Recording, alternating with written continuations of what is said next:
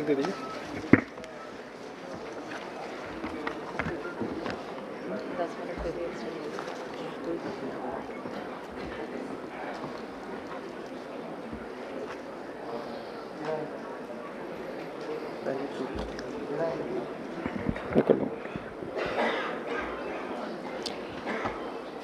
Good afternoon, everyone.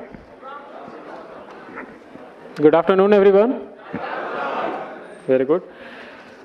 First thing, हमने बहुत सारे इन्फॉर्मेशन जो हमारे डीडीजी थे, सीईओ सर थे, सब ने बहुत अच्छी अच्छी इन्फॉर्मेशन दी। बहुत अच्छा हमने डेटा का एनालिसिस देखा, कितने रिजेक्शंस होती है, इंडिविजुअल कितना है, इनरोलमेंट कितनी रिजेक्शन होती है, अपडेट कितना होता है।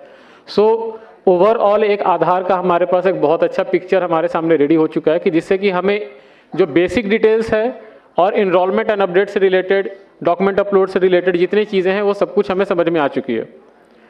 इस सेशन के बाद हम 10 से 15 मिनट का क्वेश्चन आंसर सेशन रखेंगे और इस सेशन में हम मेनली डिस्कस करेंगे कि रिजेक्शन कहाँ होती है, प्रोसेस क्या है, टेक्निकल एस्पेक्ट्स क्या है और आपको किन किन चीज़ों पे ध्यान देना है जिससे कि रिजेक्शन ना हो। तो आपकी स्क्रीन पे जो भी एक QC पोर्टल दिख रहा है, ये एक ऐसा हमारे पास पोर्टल होता है जब आप डॉक्यूमेंट अपलोड करते हैं तो ऐसा हमारे पास डॉक्यूमेंट आता है। लेफ्ट साइड में रेसिडेंट का फोटो है, उसके नीचे उसका डेमोग्राफिक डिटेल्स है, सेंटर में आप जो टैब्स में जो आप रेस्पेक्टिव डॉक्यूमेंट्स अपलोड करते हैं वो आता है, राइट साइड में हम उसको एरर कैटेगरी में मार्क करते हैं। अगर सब कुछ सही है तो करेक्ट, अगर किसी भी एरर में वो फॉल कर रहा है तो हम उसको उस एरर कैटेगरी में मार्क करेंगे। This is how a normal process of the QC will go on. ठीक है, मैं इस चीज़ को क्यों दिखा रहा हूँ, आप ऊपर देखिए photo, HOF, POI, POA, POR and POB, ये आपके पास 4 से 5 टैब है। आप लोग क्या करते हैं कि जब कोई न्यू इनरोलमेंट होता है, मान लीजिए किसी ने स्टैंडर्ड सर्टिफिकेट दिया, standard certificate is valid for POI, POA and POB, right? Valid है? यस और नो? अब आप क्या करते हो कि किसी एक टैब में उस डॉक्यूमेंट को आप अपलोड कर देते हैं, रिमेनिंग टैब को आप छोड़ देते हैं फॉर द न्यू इनरोलमेंट। हमारे पास क्या होता है, वो एक टैब में हमारे पास POI आ गया, हम जब दूसरे टैब में गए तो POA है ही नहीं, POB है ही नहीं, हम क्या करें उसको फिर? Ultimately we have to reject that packet, हमको उसको अल्टीमेटली रिजेक्ट करना पड़ता है उस इनरोलमेंट को। मैं इसको क्यों आपको बार बार ध्यान दिला रहा हूं, क्योंकि आप जब भी कोई इनरोलमेंट करो, कोई भी न्यू इनरोलमेंट हो, अगर एक ही डॉक्यूमेंट सारे टैब्स में एप्लीकेबल हो रहा है तो आप उसको उतने बार स्कैन करके उतने टैब्स में आप अपलोड करो। एक मिनट, क्वेश्चन से हम बाद में लेंगे। इसमें आपका जब आप सारे टैब्स में जब तक आप नहीं दोगे तो हमें ना टैब वाइज डिसीजन लेना होता है। किसी भी एक टैब में अगर कोई भी एक डॉक्यूमेंट गलत होगा और उसमें जैसे ही हमने कोई एरर मार्क किया, आपका ओवरऑल जो पैकेट है वो रिजेक्ट हो जाता है। This is the major problem. आपको ये शायद फील्ड में नहीं समझ में आती होगी, but this is the reality. हमें क्या होता है कि हमारे डेटाबेस में हमारे ईच POI, POA, POR के अगेंस्ट में हमारा एक रिपोजिटरी स्टोर होता है जिसको आप CIDR बोलते हैं, सेंट्रल आइडेंटिटी डेटा रिपोजिटरी। अगर हमने किसी एक POI डॉक्यूमेंट में आपने सारा डॉक्यूमेंट स्कैन कर दिया जो कि POA के लिए भी एप्लीकेबल है, POB के लिए भी एप्लीकेबल है, तो कल को अगर मैंने न्यू इनरोलमेंट सेग्रीगेट करके मैंने डेटा निकाला डेटाबेस से, तो हमारे पास सिर्फ उस इनरोलमेंट ID का POI आएगा। उसके साथ क्या POB लगा हुआ है, क्या POA लगा हुआ है, हमें नहीं पता चलता। एंड एट द एंड जब आप बोलते हो कि ये रिजेक्शन हो गया या RO हमें रिक्वेस्ट भेजते रिजेक्शन एनालिसिस कीजिए इसका क्यों रिजेक्ट हुआ, हमारे पास वो डेटा नहीं होता क्योंकि आपने एक ही टैब में सारे डॉक्यूमेंट लगा दिए। This is a common problem. New enrolment में आप लोग अच्छे से ध्यान देंगे क्योंकि ऑलमोस्ट 99.6% पॉपुलेशन इंडिया में सबके पास आधार है और जो न्यू इनरोलमेंट है वो मेजरली 0 to 5 ईयर्स के लिए ही है। अगर अभी भी कोई ग्रेटर देन 18 ईयर्स के पास आधार नहीं है और वो इनरोलमेंट के लिए आ रहे हैं तो आप उस चीज़ का ध्यान रखेंगे कि उनका एक एक document POI, POA and POB सब कुछ वेरीफाइड होना चाहिए। एक जगह भी अगर आपको सस्पिशियस अगर लग रहा है तो आप उसका इनरोलमेंट नहीं करेंगे, specifically for the new enrolment. कोई लीनियंसी नहीं, कोई लीवरेज नहीं, आप डॉक्यूमेंट लेके आइए तभी हम उसको इनरोल करेंगे, for specifically for the new enrolment. ठीक है, नेक्स्ट, ये कुछ ग्रेव एरर्स है जो स्टार्टिंग से कुछ हम लोग डिस्कस कर रहे हैं। DOE 1 क्या होता है, DOE 2 क्या होता है, बायोमेट्रिक एरर्स क्या होते हैं। तो ये कुछ आपके ग्रेव एरर्स हैं जिसके बेसिस पे आपको पेनलाइज किया जाता है और उसके अकॉर्डिंग आपका सस्पेंशन जो भी 10,000 15,000 की पेनल्टी लगती है।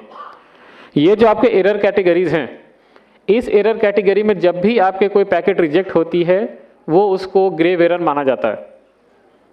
Missing document, photo of photo, age mismatch, फिर आपका चाइल्ड फोटो मिसमैच, ये जितने अनपार्लियामेंट्री लैंग्वेज जो जितने आपको एरर्स दिख रहे हैं ये सारे ग्रेव एरर्स होते हैं। आप चीज़ को पहले समझिए। आपको जब आप फील्ड में इनरोल करते हैं तो आपको लगता है कि नहीं ये चल जाएगा, चल जाएगा, और कल को अगर उसका डेटाबेस मैंने निकाला तो मेरे पास रिकॉर्ड नहीं है। आप इस सीरियसनेस को समझो। आप 136 करोड़ पॉपुलेशन का अगर आप बोलोगे कि इसका ये डॉक्यूमेंट लगाते हैं चल जाएगा, कभी कभी चल भी जाता है, शायद हमसे मिस्टेक हो जाती है या जो आपका सिस्टम है वो रिस्पॉन्ड नहीं कर पाता, उससे मिस हो जाती है, शायद कभी कभी निकल जाता है, लेकिन मैक्सिमम टाइम हम कोशिश करते हैं कि इस तरह के आधार ना बने जिसमें कि या तो डॉक्यूमेंट अटैच नहीं है, गलत डॉक्यूमेंट अटैच है, या फिर कोई एरर किया हुआ है। इंटेंशनल हो, नॉन इंटेंशनल हो, डजेंट मैटर, बट गलत आधार अपडेट या इनरोल नहीं होना चाहिए। पता है ना आपको कि आधार को हम क्या बोलते हैं? सिटीजनशिप प्रूफ नहीं है, पता है सबको? आइडेंटिटी प्रूफ तो है। जहां भी आप जाते हो सब जगह आधार मांगते हैं।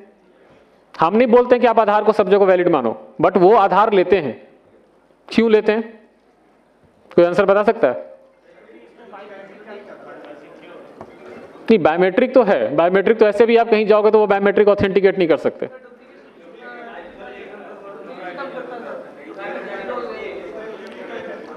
डुप्लीकेसी, ठीक है। डुप्लीकेसी पे मैं आपसे क्वेश्चन पूछता हूं। मैंने अगर HOA बेस्ड इनरोलमेंट करवाने के लिए मैं आया हूं, ठीक है, मेरे पास एक रेसिडेंट रहता है, मैं HOF उसका इनरोल करवाने आया हूं, क्या आप आधार उसका वेरीफाई करते हो कि ये लेटेस्ट है या पुराना है? कोई करता है? कैसे करोगे?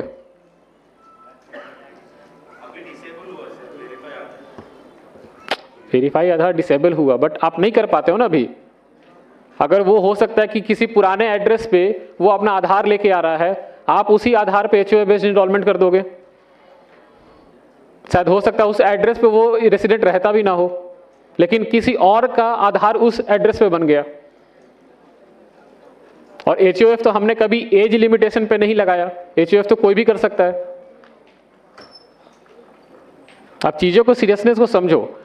जो एक छोटा सा गैप है जिसके लिए हमने रेसिडेंट को बोला है कि नहीं ये एक फैसिलिटी हमें रेसिडेंट को देनी है, उस फैसिलिटी का कहीं गलत इस्तेमाल भी हो सकता है।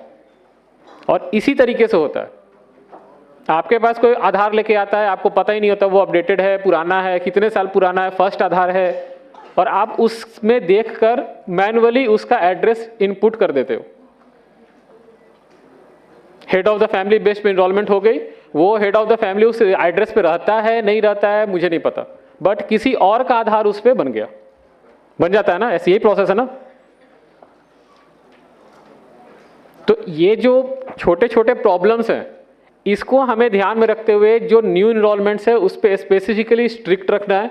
एक भी डॉक्यूमेंट जहां पे आपको लगे कि ये प्रॉब्लम है या कुछ मिस्टेक्स है या ओवरराइटिंग किया हुआ है, आप उसको एक्सेप्ट नहीं करेंगे। ये नहीं कि हाँ बहुत दूर से आए हैं तो उनका कर देते हैं, वो दोबारा आ सकते हैं, लेकिन कल को अगर कुछ गड़बड़ हो गया ना तो उनके साथ साथ आप भी जाओगे, फंसोगे साथ में। इसलिए ऐसा काम ही नहीं करना है न्यू इनरोलमेंट में कि किसी को भी ऐसा फील हो कि नहीं आधार ये गलत बन गया है, हमने कुछ डेट ऑफ बर्थ गलत डाल दिया, उसका तो लिमिट ऑलरेडी एक्सीड कर गया, अब वो हम हर एक रीजनल ऑफिस घूम रहा है कि मेरा डेट ऑफ बर्थ का एक ही लिमिट था, वो भी मैंने अपडेट करवा लिया है क्योंकि इनरोलमेंट ऑपरेटर की गलती थी, अब हम क्या करें।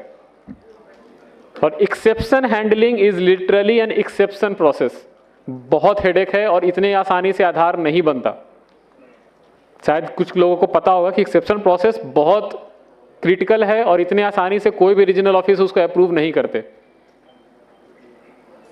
जो आप नेम चेंज या किसी के फादर्स का नेम को पिक कर लेते हो, किसी के मिडिल नेम पिक कर लेते हो, और कोई भी एक पीओआई डॉक्यूमेंट लगाता है जिसमें रिलेशनशिप स्टैब्लिश हो जाता है, और वो उस रिलेशनशिप स्टैब्लिश की वजह से आप उसका पीओआई मान के उसका नेम अपडेट कर देते हो। This is a very critical scenario. ये सारी चीज़ों को आप ध्यान में रखिए। आप ये मत समझिए कि मुझे एक सर्विस है, मैं एक सर्विस दे रहा हूं और उस सर्विस देने के बाद माई रिस्पॉन्सिबिलिटी इज ओवर। नहीं, रिस्पॉन्सिबिलिटी आपकी तब तक खत्म नहीं होती है जब तक उसका सही आधार नहीं बनता।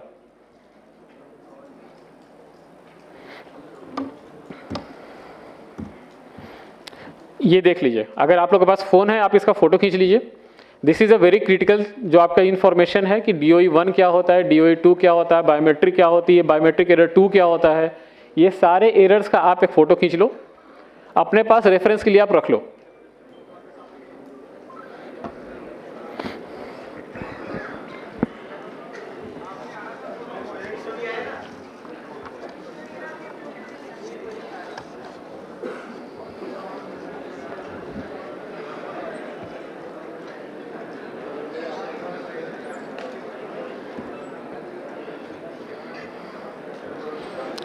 ये एरर कैटेगराइजेशन है जिसमें आप जिस भी एरर में आप जैसे मार्क होगे उसके अकॉर्डिंग ये आपकी पेनल्टी लगेगी।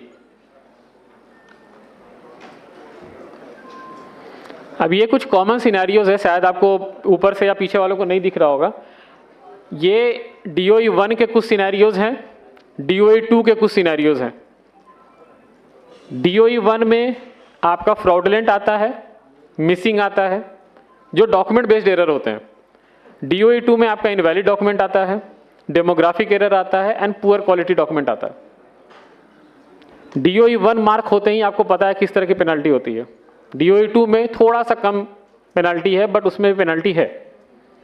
तो ये जो सिनेरियोज है, इस सिनेरियोज में हम आपका डेटा क्वालिटी चेक करते हैं। रिसेंटली एनरोलमेंट ऑपरेटर गाइडलाइंस, उसके साथ साथ QC मैनुअल गाइडलाइंस डॉक्यूमेंट दोनों ही अपडेट हो रहा है, क्योंकि अभी जितने सिनेरियोज आ रहे हैं, हमें जो फील्ड से जो इनपुट मिल रहा है उसमें ऐसे ऐसे सिनेरियोज आ रहे हैं कि जिसमें लोग इजीली बहुत कुछ कर लेते हैं, और कल को हमें पता चलता है तब जब कोई ग्रीवेंस आता है, कोई इशू रेज करता है, कोई मिनिस्ट्री से कोई कॉल करता है कि नहीं भाई आपने तो ऐसा रूल बनाया, इसकी वजह से ऐसा आधार अपडेट हो गया। एक का क्वेश्चन था शायद फुल नेम चेंज का। फुल नेम चेंज पे मैं आपको क्लैरिफाई करता हूं। हमने बोला फुल नेम चेंज हम गैजेट नोटिफिकेशन के साथ एक्सेप्ट करेंगे along with old name POI document with photographs. यही है, यस और नो? अब पुराने नेम के POI डॉक्यूमेंट में गैजेट आपका ये स्टैंडर्ड सर्टिफिकेट भी हो सकता है, हो सकता है ना? क्यों? हमने तो कहीं स्पेसिफिक नहीं लिखा। स्टैंडर्ड सर्टिफिकेट हमने क्या लिखा है? फुल नेम चेंज के लिए हमें एक गैजेट नोटिफिकेशन चाहिए जो कि नए नाम का होगा। पुराने नेम का हमें कोई एक POI डॉक्यूमेंट चाहिए जिसमें उसका फोटोग्राफ होगा। यही मांगा ना हमने। पुराने नेम का तो आपका स्टैंडर्ड सर्टिफिकेट भी कोई लेके आ सकता है, तो फिर तो वही प्रॉब्लम हो गई। हमने चीज़ों को ठीक करने की कोशिश की, फिर किसी ने एक लूप होल निकाला और फिर वो ऐसे इस तरह के काम करने स्टार्ट कर दिए उसने। आप स्टैंडर्ड सर्टिफिकेट पुराने नेम का POI डॉक्यूमेंट आप नहीं लेंगे। उसको छोड़ के लिस्ट में जितना भी लिस्ट ऑफ डॉक्यूमेंट है वो आप एक्सेप्ट करेंगे, लेकिन ओल्ड नेम का POI डॉक्यूमेंट में स्टैंडर्ड सर्टिफिकेट कंसीडर नहीं होगा।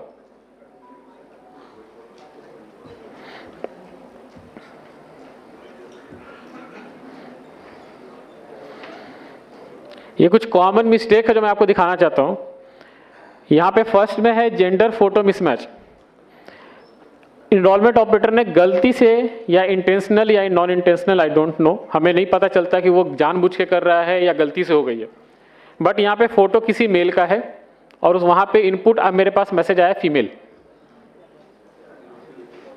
हम इसको क्या करें, हम अगर इसको DOE 1 में मार्क करेंगे तो आप सस्पेंड हो जाओगे, पेनलाइज हो जाओगे, but we are forced to do though, हमें वो करना पड़ता है क्योंकि यहाँ पे क्लियर इंस्ट्रक्शन है कि अगर जेंडर फोटो मिसमैच है then this is a DOE 1, this is a grave error. Second है एज फोटो मिसमैच, यहाँ पे जो फीमेल है उनका फोटो देख के लग रहा है कि अप्रॉक्सीमेटली 15 to 20 ईयर्स होगा मैक्स, एज जो मेरे पास आया है वो है 81 ईयर्स। तो आपको लगता है कि आप गलतियां नहीं करते हो, मैं बस आपको सिनेरियोज दिखा रहा हूं कि मेरे पास ऐसे डॉक्यूमेंट्स आते हैं और मुझे कोई बोलता नहीं कि आप इतने रिजेक्शन क्यों करते हो, I am forced to do so. मैं क्या करूं ये सब सिनेरियोज का, कैसे पास करूं मैं इसको? आई नो कि आप भी एक इकोसिस्टम पार्टनर का हिस्सा हो, आपके बिना आधार नहीं चलेगा, आई नो, बट अगर ऐसे सिनेरियोज मेरे पास आता है तो मुझे वो रिजेक्ट ही करेंगे, वो भी DOE 1 में। थर्ड है आपका फोटो ऑफ फोटो। सी अब क्लियर देखो, फोटो ऑफ फोटो खींचा हुआ, रिफ्लेक्शन आ रही है फोटो की।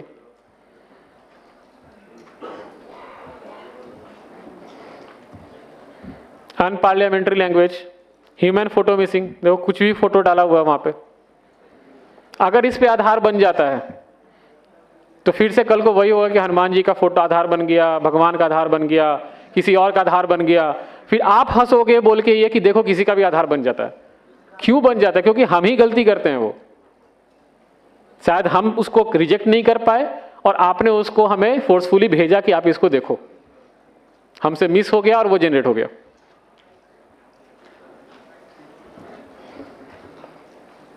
अब ये देखो बर्थ सर्टिफिकेट है, ये किसी ने फोटो और POB टैब में बर्थ सर्टिफिकेट दिया है। बर्थ सर्टिफिकेट में जो रेड से सर्कल किया हुआ है वहां पे किसी ने मशीन से टाइप करके ओवरराइट किया हुआ है। शायद आप उस रेसिडेंट को जानते होंगे, आप उसको जानते हो कि इसका डेट ऑफ बर्थ यही है, हमें क्या पता कि वो रेसिडेंट कौन है और वो फ्रॉड करना चाह रहा है कि वो सही करना चाह रहा है। अगर हमने इसको पास किया तो हमारे रेपोजिटरी में यही डॉक्यूमेंट स्टोर होगा। कल को अगर कोई क्वेश्चन किया तो बोला कैसे इनरोलमेंट ऑपरेटर्स हैं आपके, कैसे QC की टीम है आपकी जो ऐसे पास कर देते हैं।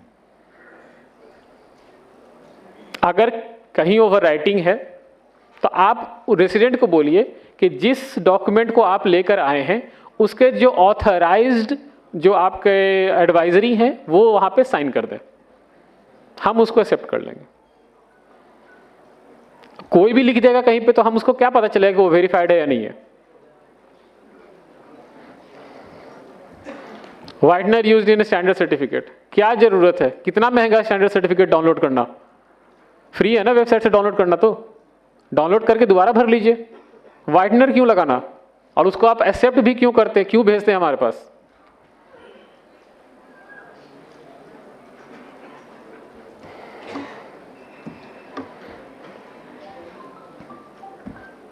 सर्टिफाइड डिटेल्स में पूरा ओवर राइटिंग करके दोबारा लिखा हुआ है।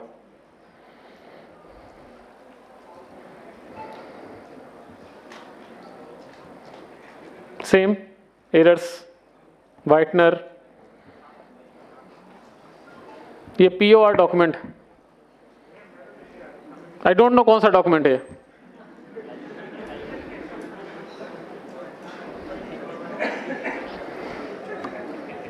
ये देखो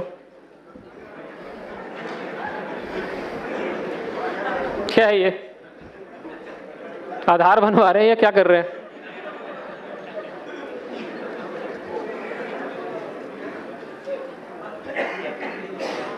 आप ये देखो, आपने सिलेक्ट किया school leaving certificate, school transfer certificate, extract of school record, ठीक। डॉक्यूमेंट क्या है, कोई पब्लिक माध्यमिक विद्यालय है, उसमें एक्सट्रैक्ट लिखा हुआ है, साइन किया हुआ है, और ये डॉक्यूमेंट हमारा अप्रूव्ड लिस्ट में हम मानते भी नहीं है इसको। आप उसको भेज देते हो कि शायद कोई पास कर दे या चला देगा इसको।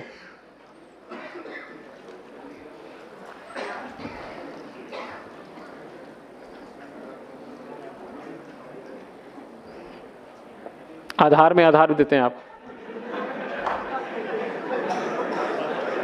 मैं आधार का एड्रेस देख के आधार का एड्रेस कैसे अपडेट करूं?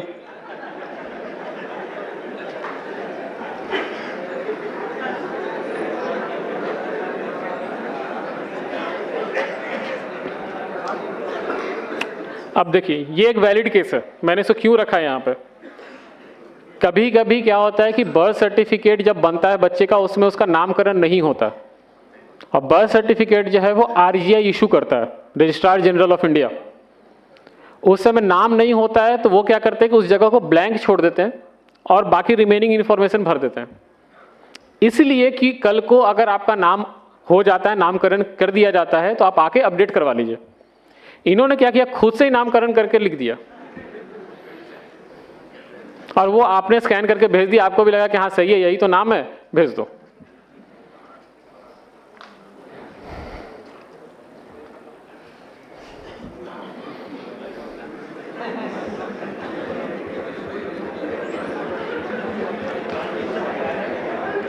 अब आप किसी के यूपीआई पेमेंट करोगे, उसके ट्रांजैक्शन हिस्ट्री से निकाल के स्क्रीनशॉट भेज दोगे आप, और कैसे आप उसको एक्सेप्ट करते हो, आई don't no.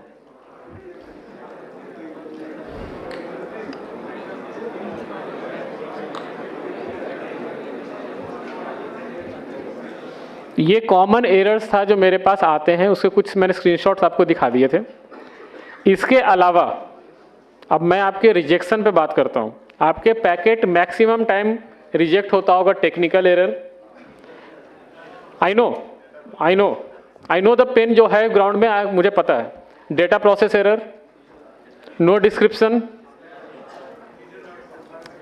Reason not found, packet data invalid, UID inactive, technical issues. आप आरओ को अप्रोच करते हो कि इसका मुझे कॉरेस्पॉन्डिंग एक मैसेज कोड निकाल के दो, क्यों हुआ ये? कभी अप्रोच किया आपने? कल मैं टेक सेंटर से आया हूँ, बेंगलोर से, और मैं वहाँ पे स्पेसिफिकली ये सारे रिजेक्शन कोड के साथ साथ जो एमडीडी प्रोसेस होता है, मैनुअल डीडुप्लीकेशन। देखिए हमारा सिस्टम एक सेडा से बना हुआ है। आप जो भी पैकेट आप यहाँ से भेजते हो वो हमारे एक सेडा में आता है। सेडा से 14 स्टेजेस हैं, वो घूम के वापस से सेडा में आता है, उसके बाद वो आधार जनरेट होता है। सेडा से पहले एक प्री सेडा होता है, जहाँ पे कि अगर आपका मान लीजिए डॉक्यूमेंट आपने स्कैन किया, अपलोड किया, लेकिन वो हमारे पास नहीं पहुँचा, तो वो प्री सेडा में रिजेक्ट हो जाएगा। उसका मैसेज कोड जाएगा, packet was rejected in pre SEDA flow. SEDA इतना टेक्निकल मत जाओ आप। तो ये जो रिजेक्शन है वो सेडा से पहले होता है। अब आते हैं सेडा पे। सेडा के बाद जो पैकेट स्टार्ट होती है, बेसिकली पैकेट की जर्नी सेडा के बाद स्टार्ट होती है।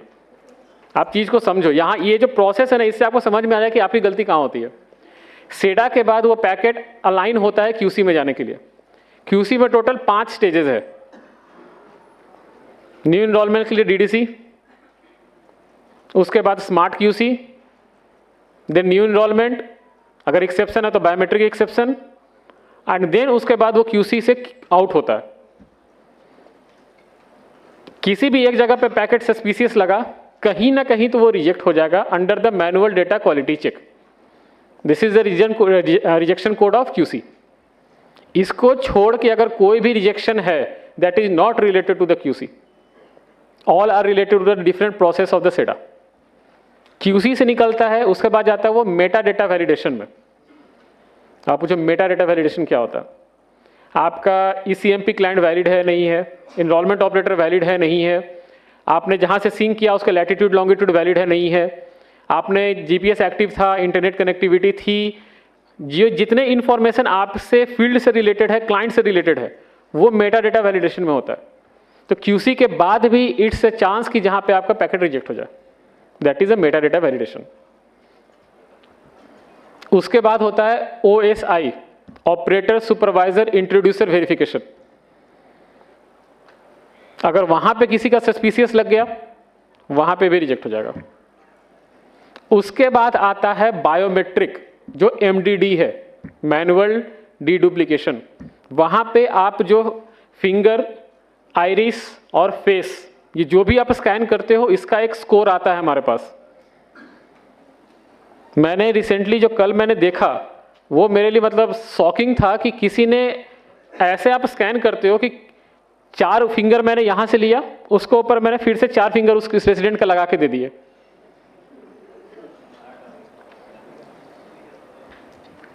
ये मैंने आंखों से देखा कि ऐसे पैकेट वहां पे आते हैं।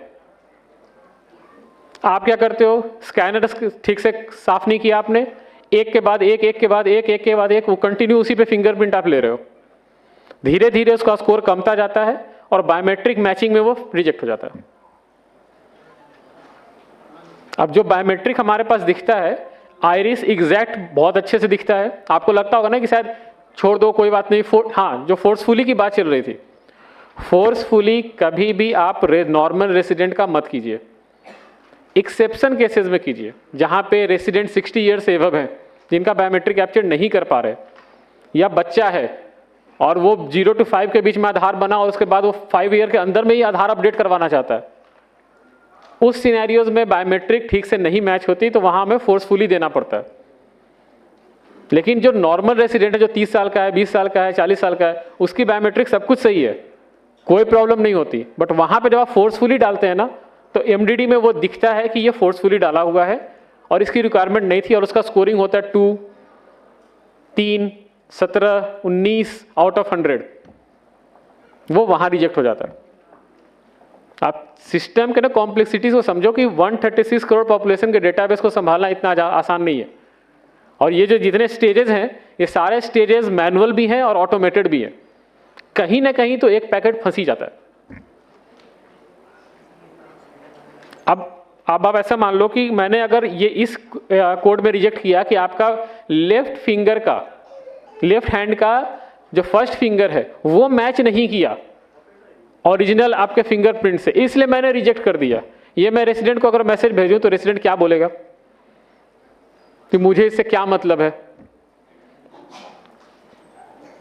ये आपकी परेशानी है, ये हमारी परेशानी है। This is not a resident headache. वो वहां पे technical issues, data process error, वो वहां पे उस तरह के कैटेगरी में रिजेक्ट होते हैं। आप ऑफलाइन इनरोलमेंट कर रहे हैं, जैसे ही आपने सिस्टम सिंक किया, फ्रैक्शन ऑफ सेकंड के लिए आपका इंटरनेट चला गया। जो आप पैकेट बोलते हो, जो ईआईडी बोलते हो, वो ईआईडी प्री सेडा के बाद बनता है, जहां पे आपका डॉक्यूमेंट, उसका बायोमेट्रिक इंफॉर्मेशन, आपका क्लाइंट वर्जन सब कुछ मिल के एक 14 डिजिट का एक ईआईडी बनता है। वो ईआईडी बन नहीं पाया, टेक्निकल एरर। मैं समझाऊं कि कौन सा डॉक्यूमेंट नहीं आया या क्या नहीं आया, कैसे नहीं आया, कैसे समझाऊं मैं? और रेसिडेंट को उससे मतलब भी नहीं है। ये सारी चीजें जो है बाहर से देखने में बहुत इजी लगता है, बट जब आप सिस्टम में जाओगे, आपको अगर हैंडल करने के लिए दिया जाएगा ना, तो बहुत कॉम्प्लेक्स है। बाहर से तो ठीक है, 14 डिजिट का आधार है, तो 14 डिजिट के आधार को मेंटेन करने के लिए सोचो आप कितने रीजनल ऑफिस हैं, कितने एक टेक सेंटर है और कितने रिसोर्सेस काम कर रहे हैं। यहां से जब पैकेट एमडीडी से निकलता है तो जाता है आपका एफएमएस सिस्टम में, that is a fraud management system. यहां पे कुछ पैरामीटर सेट है, मैं आपको बताऊंगा नहीं, वहां पर पैरामीटर सेट है। इस पैरामीटर में अगर आपका पैकेट फॉल किया तो रिजेक्शन कोड आएगा, EID found as a fraud and rejected. ऐसे टोटल 432 मैसेजेस हैं, रिजेक्शन के, एक्सेप्टेंस के, किस तरह के रेसिडेंट को मैसेज जाना चाहिए, किस तरह से इनरोलमेंट ऑपरेटर को मैसेज जाना चाहिए, उस पर भी अभी हम काम कर रहे हैं कि आपके पास ही मैसेज जाए। तो ये सारे जो टेक्निकल चीजें हैं, ये आपको ग्राउंड पे नहीं पता होता। आपको लगता है कि नहीं, मेरे पास एक इनरोलमेंट करना है या अपडेट करना है, आया रेसिडेंट, जानकार ही होता है, कर देते हैं। जानकार भी हो तो बोल देते हैं कर दो ना, कोई दिक्कत नहीं है, 85 रुपया तो जाएगा, 100 रुपया तो जाएगा। आप ये देखो कि अगर वो रिजेक्ट हो गया, अगर डेट ऑफ बर्थ अपडेट करवा रहे हैं तो लिमिट गई, नेम अपडेट करवा रहे हैं तो भी लिमिट गई। लिमिट से याद आया, बर्थ सर्टिफिकेट जो एक्सेप्शन केसेस जो हमने लिखा है यहाँ पे लिस्ट ऑफ डॉक्यूमेंट में, इसमें कहीं हमने ये नहीं लिखा है कि हमें एक्सेप्शन हैंडलिंग में बर्थ सर्टिफिकेट भी चाहिए। That is a small miss. ये लिखा हुआ डिक्लेरेशन चाहिए। अब आप लोग क्या करते हो ना, डिक्लेरेशन ही सीधे भेज देते हो। डिक्लेरेशन के साथ हमें वो बर्थ सर्टिफिकेट भी चाहिए, तो वो जाएगा एक्सेप्शन में, वो क्यूसी पास होगा, उसको रीजनल ऑफिस वहां से उसको पिक करेंगे और वो फिर बैकएंड से वाइट लिस्टिंग होकर आपका आधार जनरेट होगा। और अभी जो रिसेंटली मैंने नोटिस किया है कि जो HOF का एड्रेस अपडेट का डिक्लेरेशन है वो कोई ऑपरेटर नीचे ड्रॉप डाउन लिस्ट में सिलेक्ट करता है अंडर द न्यू इनरोलमेंट और वो भेज देता है। जो HOF का डिक्लेरेशन है, पता है ना आपको, एड्रेस अपडेट के लिए एक HOF डिक्लेरेशन है, सेल्फ डिक्लेरेशन जिसको आप बोलते हो, that is only for address update and that document जो है वो बस एक POR एक्ट करेगा। लेकिन जबकि वो ड्रॉप डाउन लिस्ट में आता है, हमारे पास न्यू एंड अपडेट का अलग अलग सा ड्रॉप डाउन लिस्ट नहीं है, एक ही लिस्ट है। तो उसमें वो लिस्ट में आता है, लोग क्या करते हैं, उसी को डॉक्यूमेंट को सिलेक्ट किया, न्यू इनरोलमेंट में डाला, अपडेट भेज दिया हमारे पास। हमारे पास वो बस एक कैटेगरी आता है, फोटो और एक POI में क्या है, सेल्फ डिक्लेरेशन। बहुत केसेस आ रहे हैं अभी, बहुत। अब मैं इसको क्या समझू, इंटेंशनल है, लैक ऑफ ट्रेनिंग है, या आप जानबूझ के कर रहे हो?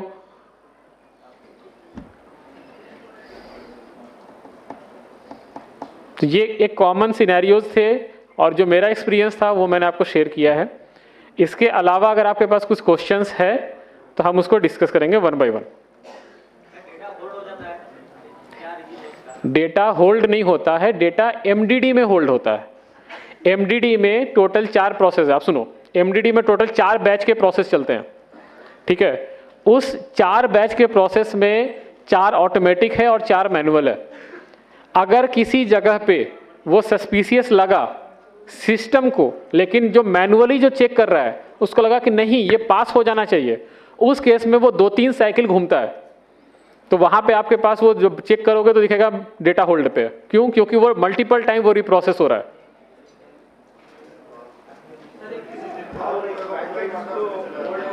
एक वन बाय वन, कोई माइक देंगे प्लीज? एक minute, one by one, we will go one by one. आप पहले हाथ उठाइए, उसके बाद माइक लीजिए, उसके बाद बोलिए। मेरे पास आवाज नहीं आ रही है यहाँ पे।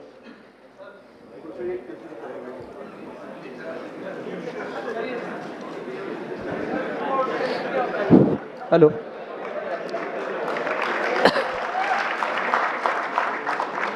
हाँ बताइए sir. Please maintain silence, please maintain silence first. Sir जब एनरोलमेंट करते हैं, सर मैं इधर एनरोलमेंट करते हैं, एक बंदे की मशीन है, उसमें वो बंदा एनरोलमेंट करता है, उसमें एनरोलमेंट लिखा हुआ आ रहा है enrolment got rejected due to technical reason. जब एनरोलमेंट स्लिप को अपन पोर्टल से चेक करते हैं तो वहाँ लिखा हुआ आ रहा है मिसमैच रिलेशनशिप। एग्री होता है, पर क्यों होता है जी? आपको नहीं पता क्यों होता है? नहीं। किसी को पता है रिलेशनशिप मिसमैच क्यों होता है?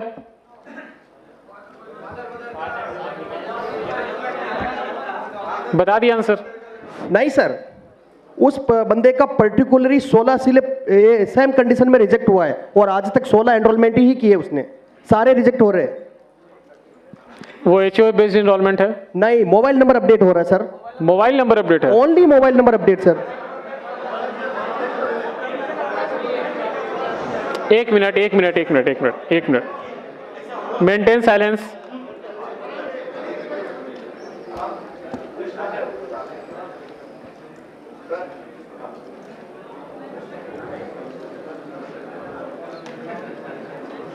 देखो मेरे पास 2 ऑप्शन है, या तो मैं क्वेश्चन आंसर करूं और नहीं तो आप बोल लो, मैं जाता हूं।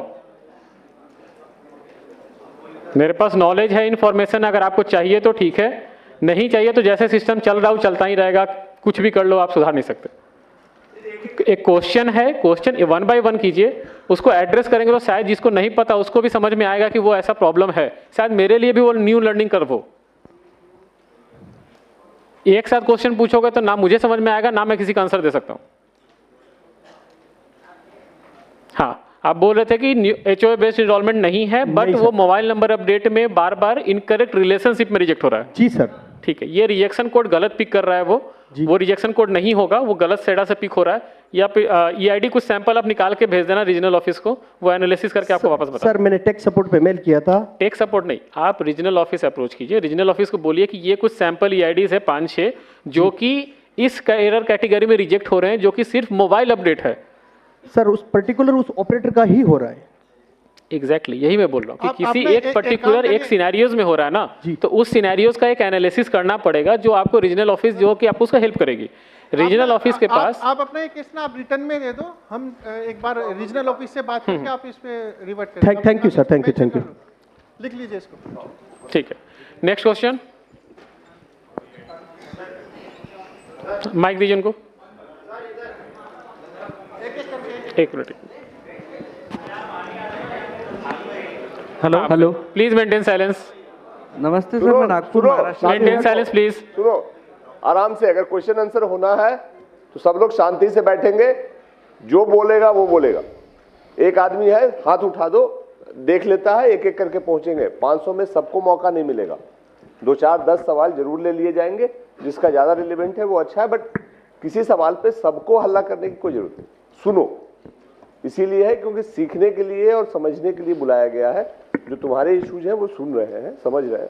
जो यहाँ सॉल्यूशन नहीं होगा वो सॉल्यूशन हम नोट करवा करके बैक इनसे बात कर लेंगे, बट एक एक कर करके बोलो। सब बोलोगे तो कुछ भी नहीं होगा। जी हाँ बताइए। सर, नमस्ते सर, मैं नागपुर महाराष्ट्र से हूँ। मेरा क्वेश्चन एड्रेस चेंज से रिलेटेड है। एड्रेस चेंज में पहले son of, daughter of, care of, इस तरह के 3 ऑप्शंस आते थे। आजकल सिर्फ केयर ऑफ का ऑप्शन आता है। बिल्कुल, क्योंकि तो हमने वो ऑप्शन हटा दिया है ECMP से ही, क्योंकि अब जो डॉटर ऑफ, जो केयर ऑफ सेक्शन है, उसको हम उसी में एक ही में इंक्लूड कर रहे हैं जी। अगर आप लिखोगे डॉटर ऑफ समथिंग, तो वो आप आधार को ना एज ए PO और डॉक्यूमेंट आप इस्टेब्लिश कर देते हो।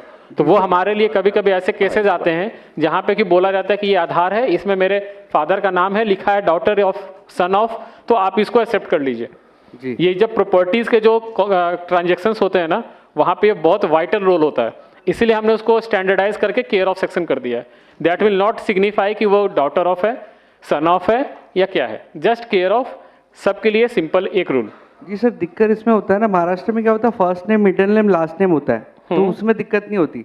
कुछ लोग MP साइड से आते हैं, उसका नाम होता है अशोक कुमार और पिता का नाम होता है मुकेश कुमार, तो वो लोग साथ में नहीं लिखते, वो नाम में फर्स्ट नेम में ही लिखते हैं अशोक कुमार, और फिर नीचे में सन ऑफ का ऑप्शन होता था, तो वहाँ मुकेश कुमार, फिर एड्रेस स्टार्ट होता था। तो अभी साथ में लिखने के लिए उसके बाद डॉक्यूमेंट नहीं होता, उसके पास सिर्फ मुकेश कुमार का ही डॉक्यूमेंट रहेगा, पापा का नाम साथ में ऐड नहीं रहता उसके डॉक्यूमेंट में। नहीं, तो आप केयर ऑफ सेक्शन में ही उसको डाल दीजिए ना, मेरे पास तो रेस्पेक्टिव डॉक्यूमेंट आ गया ना उसका। जी जी। उनको क्यों चाहिए कि वो सन ऑफ ही लिखवाएं अपने आधार पे? तो क्योंकि वो नाम के साथ ऐड नहीं होता ना उनके पापा का नाम, वो साथ में सिर्फ फर्स्ट नेम और कुमार ऐड करवाते हैं बस। एग्जैक्टली वही मैं बोलना चाह रहा हूँ कि जो रेसिडेंट के पॉइंट ऑफ व्यू से सोच रहे हैं, आप आधार के पॉइंट ऑफ व्यू से सोचिए कि अगर मैंने ये लीनियंसी दी, तो कल को कोई भी जो नेम अपडेट होता है, वो नेम अपडेट भी कोई एक ID प्रूफ दिखा के वो कर लेगा। जो एक पैन कार्ड दिखाएगा, वो बोलेगा कि ऊपर मेरा नेम है, नीचे फादर नेम है, आप उसको पिक कर लो। मैं क्यों पिक करूं उस चीज को? इसीलिए हमने उसको स्टैंडर्डाइज कर दिया है कि नहीं, केयर ऑफ सेक्शन ही रहेगा। आप जो एनरोलमेंट स्लिप में आप डालोगे, उसके कॉरस्पॉन्डिंग जो डॉक्यूमेंट होगा, वहां पे अगर उनका नाम होगा तो वेल एंड गुड है, नहीं होगा तो हम उसको रिजेक्ट करेंगे। जी। और सर, एड्रेस से रिलेटेड एक और क्वेश्चन है, अगर इलेक्ट्रिसिटी बिल हम ऐड कर रहे हैं प्रूफ ऑफ रेसिडेंट में, सुनो, बाकी लोगों को भी समय दो। सर सेम एड्रेस से रिलेटेड पूछ रहा हूँ। ठीक है, दूसरे लोग भी पूछ लेंगे। सर सर एक एरर आ रही है, हम अपडेट किया कहाँ से बोल रहे हैं? जी सर। हाँ सर आधार कार्ड अपडेट किया, 4 दिन बाद साइट पे स्टेटस चेक किया, आधार सक्सेसफुली अपडेटेड जनरेटेड, लेकिन डेटा उसका डाउनलोड कर रहे हैं तो पुराना ही डेटा उसका शो कर रहा है। बिल्कुल हो सकता है। आधार अपडेट होने के बाद जो मैंने FMS तक आपको फ्रॉड मैनेजमेंट सिस्टम तक समझाया था, उसके बाद एक प्रोसेस होता है UID पिकर। UID पिकर में क्या होता है कि अगर न्यू इनरोलमेंट है तो एक 12 नंबर का रैंडम जो डिजिट है वो पिक करके उसके साथ एसोसिएट होगा, या फिर अगर अपडेट है तो उस नंबर के साथ उसको लिंक करके आधार जनरेट किया जाता है, जो कि बाद में XML फाइल जनरेट होता है। आधार आपका अपडेट हो गया है, लेकिन जब तक XML फाइल जनरेट नहीं होगा तब तक आप उसको डाउनलोड नहीं कर सकते। XML फाइल इज बेसिकली जो आपका लुक एंड फील होता है ना, जो आप डाउनलोड करते हैं, उसको XML फाइल बोलते हैं। तो वो जब होगा तो फिर आप उसको डाउनलोड कर सकते हैं। 1 मिनट, कहाँ से? हाँ बताइए। वो कुछ बोलना चाह रहा था। हाँ बताओ। हाँ इधर।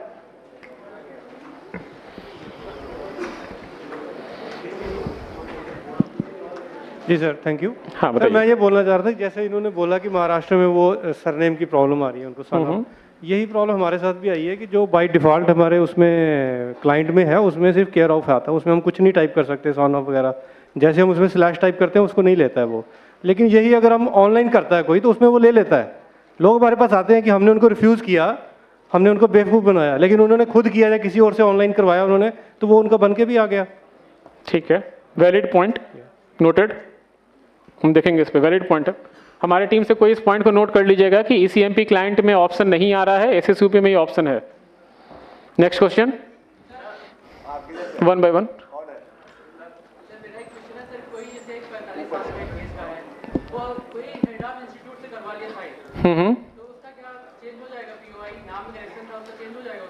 नहीं, क्यों होगा चेंज?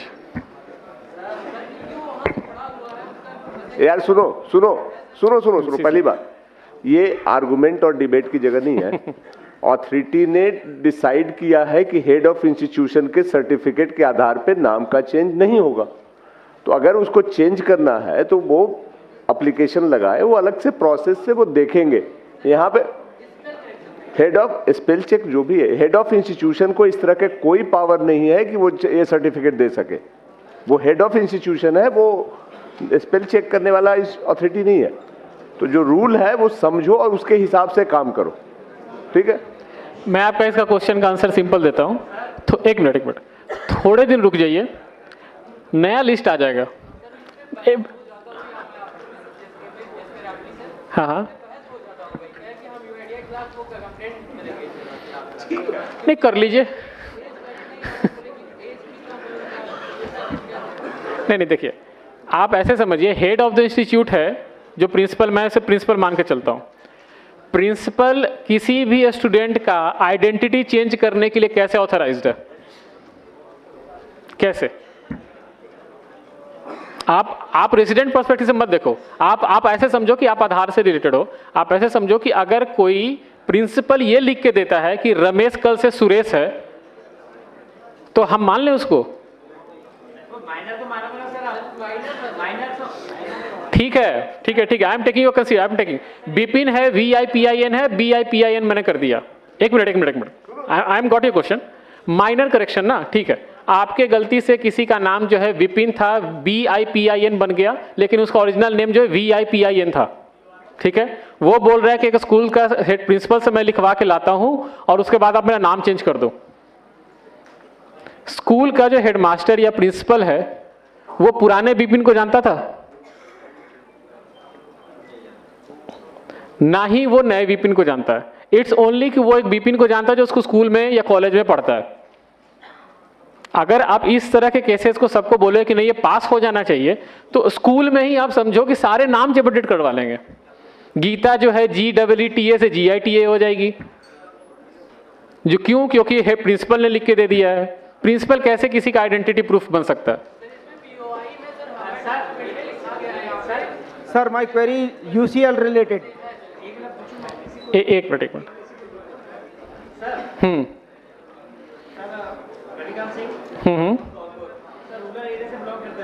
हाँ बताइए। ठीक है। ऐसे पर उसके आधार में रिकॉर्ड है PRABIN। ठीक है सर, डेट ऑफ बर्थ भी उसकी जो भी है। एज पर स्कूल रिकॉर्ड है उसका नाम है PRADWN। ठीक है सर। अब ये बताओ उसको किसके यहाँ पे हम चेंज कर सकते हैं सर? तो आपने पहले वो नाम पे क्यों आधार बनवाया? क्या सर? आपने पहले उस नाम पे आधार क्यों बनवाया? वही तो कह रहे सर, आधार नहीं, सिंपल सॉल्यूशन है। आप RGI जाइए, बर्थ सर्टिफिकेट अपडेट करवाइए, इजी प्रोसेस है। बर्थ सर्टिफिकेट अपडेट करवाइए, हमें भी दे दीजिए, हम बर्थ सर्टिफिकेट बेसिस पे आपको तुरंत अपडेट कर देंगे। RGI जो ये गवर्नमेंट बॉडीज होती है, they are authorised to act as a POI। Principal headmaster नहीं ऑथराइज्ड हैं POI को प्रूफ करने के लिए। यार सुनो,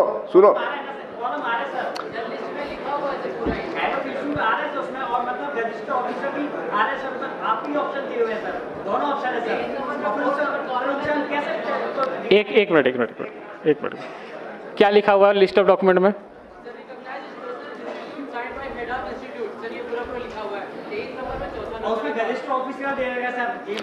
हमने, हाँ ठीक है। अब आप बोल रहे हो प्रिंसिपल का, मुझे पता कैसे चलेगा कोई प्रिंसिपल ग्रुप A ऑफिसर है? ग्रुप A ऑफिसर है, मुझे कैसे पता चलेगा? क्या होता है सर? लेक्चरर तो गेजिस्ट ऑफिसर नहीं होता। नहीं होता। आपके गांव में होता होगा, आप ऐसे समझो, आपको मैं बता रहा हूँ, आईआईटी जानते हो ना आप लोग, आईआईटी का जो प्रोफेसर होता है ना, वो ग्रुप ए ऑफिसर नहीं होता। आप देखो, आप रेसिडेंट पर्सपेक्टिव से जो क्वेश्चन पूछ रहे हो ना, आप मेरे पर्सपेक्टिव से देखो कि अगर मेरे पास ना ऐसे करोड़ों सिनेरियोज होते हैं, अगर मैं ऐसे सिनेरियोज पिक करके मैं पैकेट पास करूं ना, तो ऐसे इन नंबर ऑफ केसेस और बनेंगे। सर उनको डिक्लाइन करने का एक प्रॉपर रीजन तो दीजिए कि हम उनको ये बोल सके इस वजह से हम नहीं बना रहे इनको। आप रेगुलर पीओआई डॉक्यूमेंट लेके चाहते कि हम फोर्सफुली हम बनाना चाहते हैं। नहीं, सी हमें बनाना नहीं है सर। आप देखिए, न्यू इनरोलमेंट जो है, आप सुनो, मेरा नाम XYZ था, ठीक है, XYZ मेरा नाम आधार में बन गया, ठीक है, XYZ आधार में नाम बन गया, अब मुझे उसको XYA करवाना है, ठीक है। आप कोई भी रेगुलर पीओआई डॉक्यूमेंट ले आइए, हम उसे अपडेट कर देंगे, लेकिन ऐसे डॉक्यूमेंट लेके मत आइए जो कि किसी का डिक्लेयर्ड होगा। अब एक सवाल इधर से ले रहे हैं। एक minute sir my query UC maintain silence first. हाँ सर बताइए। Sir maximum time of update 3 महीने 4 महीने तक होल्ड में रहता है और उसके बाद में अंडर प्रोसेस ही लिखा हुआ आता है, भले ही हमने केवल मोबाइल नंबर अपडेट किया हो। एग्री होता है। तो कोई सॉल्यूशन इसके लिए देखिए, ये जो है ये कोई इंटेंशनल प्रॉब्लम नहीं है। ये क्या होता है ना कि जब आप कोई भी आधार को अपडेट करते हैं, आप वहाँ पे बताते हैं कि मोबाइल नंबर अपडेट है, लेकिन जो प्रोसेस है पूरा अपडेट होने का, वो प्रोसेस तो वो ट्रैवल करेगा, उसके बीच में कहीं पे भी उस पैकेट का स्ट्रक्चर खराब हो गया ड्यू टू टेक्निकल रीजंस, मैं मतलब टेक सेंटर में कुछ हुआ, हमने ECMP क्लाइंट वर्जन अपडेट कर दिया, या फिर कुछ ऐसे कुछ अपडेट आ गए, इसकी वजह से क्या होता है कि उसका रैंडम में बीच रास्ते में उसका पैकेट का स्ट्रक्चर खराब हो जाता है। वो उसको बार बार रिकॉल करता रहेगा कि पुराने वाले आइडेंटिटी पे, कभी कभी पास कर जाता है, कभी कभी वो अंडर प्रोसेस अटक जाता है, कभी कभी ये भी होता है कि आप ECMP से डालिए, वो अंडर प्रोसेस है, SSUP से डालिए, वो पास पहले निकल जाता है। कई बार कस्टमर के पास में रिजेक्ट का मैसेज आता है और जब डाउनलोड करते हैं तो सही से डाउनलोड हो जाता है। हाँ बिल्कुल, वो देखिए हमने क्या बोला कि हमारा जो सेडा सिस्टम है, सेडा सिस्टम पे हमने अपडेट कर दिया, जो पोर्टल है या रेसिडेंट को जो मैसेज जा रहा है वहाँ अपडेट नहीं हुआ, लेकिन जो उसका XML फाइल है वो जनरेट हो गया, उस केस में उसका आधार अपडेट हो चुका है, वो डाउनलोड कर सकते हैं, लेकिन जो पोर्टल जो आप बात कर रहे हो अंडर प्रोसेस है, वो वहाँ पे अपडेट नहीं हुआ है। सर एक चीज, ये वाइस वर्सा भी हो सकता है। ECMP में पैकेट को चेक किया जा सकता है, जबकि UCL में हम चाहते हैं कि लास्ट में सबमिट करने से पहले एक बार हम पूरा व्यू करके देख लें कि हमने डाटा सही से अपडेट सही से डाटा डाला नहीं डाला। सबमिट से पहले एक व्यू का ऑप्शन हो, रिव्यू का, तो उसमें सारी चीजें एक साथ दिख जाएं, उसके बाद सबमिट हो। Valid point. टीम प्लीज इस पॉइंट को भी लिख लीजिए कि UCL में अगर UCL में जैसे ECMP में दिखता है, वैसे UCL में भी ऑप्शन होना चाहिए समराइज सबमिट करने से पहले, कि एक बार ऑपरेटर जो है चेक कर सकें कि इस इंफॉर्मेशन को डाला वो सही है या नहीं। वैलिड पॉइंट है, टीम इस पर नोट कर लीजिए। Thank you. एक सर लैंग्वेज चेंज का ऑप्शन नहीं होता यदि किसी UCL में यदि हमें किसी महाराष्ट्र वाले का डाटा अपडेट करना है, एड्रेस अपडेट करना है, उसके बाद में वैलिड डॉक्यूमेंट भी है, लेकिन हम उसे हिंदी लैंग्वेज में कन्वर्ट नहीं कर सकते, और महाराष्ट्रियन हमको आती नहीं है, कन्नड़ हमको आती नहीं है, केवल हम इंग्लिश में उसका डाटा अपडेट कर सकते हैं, लेकिन हिंदी में उसमें लोकल लैंग्वेज में क्या आ रहा है ये हम नहीं जानते। लोकल लैंग्वेज चेंज करने का ऑप्शन भी होना चाहिए ताकि हम हिंदी में उसका एड्रेस अपडेट कर सकें जो उसके वैलिड डॉक्यूमेंट में है। ठीक है, आपका क्वेश्चन का आंसर देंगे तिवारी जी, एक बार जाकर उनको आंसर दीजिए। नेक्स्ट क्वेश्चन पूछिए, आप जाकर उनको इन पर्सन आंसर दीजिए। UCL क्लाइंट जो होता है ऑनलाइन चलता है, और जो ECMP क्लाइंट होता है वो ऑफलाइन होता है। हम डेटा जो अपलोड करते हैं वो ऑनलाइन करते हैं, बट जो इनरोलमेंट न्यू या अपडेट करते हैं ऑफलाइन करते हैं ECMP क्लाइंट से। तो जो हमारा पहले आधार बन चुका है जिस लैंग्वेज में, उस लैंग्वेज को रेसिडेंट जब अपना थंब लगाता है तो डेटा फैच करके सिस्टम पर दिखाता है, और उसी डेटा पे हम जो है अपना अपडेट करते हैं। तो हमारा ओल्ड डेटा ऑलरेडी जब सिस्टम में रखा हुआ है और हमारा ऑथेंटिकेशन करके वो भेज रहा है, तो उसमें हम चेंज नहीं कर सकते हैं। आपको चेंज करने के लिए क्लाइंट के थ्रू अपलोड करेंगे तब जाके चेंज होगा, क्योंकि आपका उसमें बायोमेट्रिक लिया जाएगा। UCL ऑनलाइन क्लाइंट चलता है। एक मिनट। UCL से रिलेटेड अगर क्वेश्चन है तिवारी जी, एक बार जाकर उनको इन पर्सन बताइए। दूसरा क्वेश्चन पूछिए कोई। एक minute, one at a time. Family है, उसके 5 मेंबर थे, तभी डॉक्यूमेंट अपडेट का ऑप्शन आया हुआ है, ठीक है। 1 मिनट साइलेंस प्लीज। मैंने उस फैमिली के 4 डॉक्यूमेंट अपडेट्स कर दिए। जो उनकी मदर है, उनका जैसे ही मैं डॉक्यूमेंट अपडेट के लिए फिंगर लगाता हूँ आधार नंबर डाल के, तो सिस्टम हैंग हो जाता है। वो कम से कम 5 बार ट्राई कर चुका हूँ मैं 1 महीने के अंदर, 5 बार सेम प्रोसेस हुआ है। उस पर्टिकुलर उस रेसिडेंट के साथ ही हो रहा है? हाँ, उसी के साथ हो रहा है। बायोमेट्रिक लेने का टाइम होता है? हाँ, जैसे बायोमेट्रिक लिया, फाइल आधार किया। हाँ, वो इसीलिए हो रहा होगा कि लास्ट टाइम जो उनका आधार बना होगा या अपडेट हुआ होगा, बायोमेट्रिक का स्कोर सही नहीं होगा, और वो दोबारा जब आप अपडेट कर रहे हो तो बायोमेट्रिक मैच नहीं कर रहे, इसलिए सिस्टम आपको अलाउ नहीं करता है। उस रेसिडेंट का आप अलग से स्पेशल रिक्वेस्ट रेज कीजिए आरओ को, आरओ वहाँ पे बुला के उनको अपडेट करेंगे, आपसे नहीं होगा फिर। हाँ,